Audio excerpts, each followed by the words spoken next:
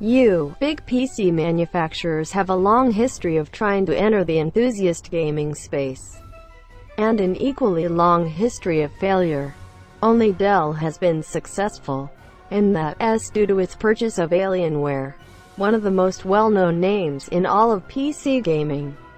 Acer, Asus, HP and Lenovo have all made similar efforts, and while they enjoyed success in the realm of mobile gaming, the desktop arena is a different story. Specifications product _it equals 922,076 U2033 line equals right but Acer isn't giving up. At IFA 2015 it announced a major effort to earn credibility in the eyes of gamers. To achieve that, it launched new notebooks, desktops, and monitors. We're already smitten with the Acer Predator 17, which we think is the best gaming notebook on sale today. Acer hopes to follow up on that success with the Predator G6, its most expensive and extravagant desktop. Perhaps isn't the right word.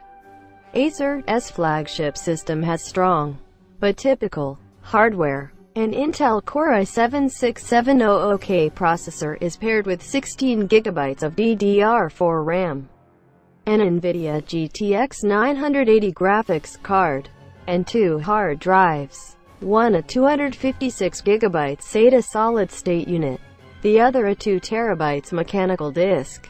While such hardware can certainly be expected to game, it's a bit odd to see such tame specifications in a top-shelf gaming PC. Most competitors offer dual graphics as an option. At least, as you'd expect, the mid-range hardware results in a mid-range price of just $2,000. While that's a lot more than most people pay for a PC. It's not shocking for a gaming desktop. Can the Predator G6 buck the trend of lackluster big brand rigs and become an everyday hero? The phrase "built like a tank" is thrown around a lot, but with the Predator G6, it's literally true.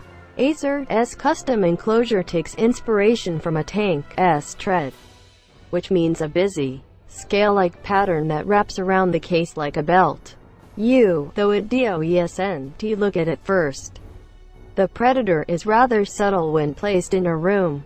Its dark exterior and minimal use of LED lighting, there's just 2 dim red strips in the side panels, make for a system that can easily fade into the background if it's not located prominently.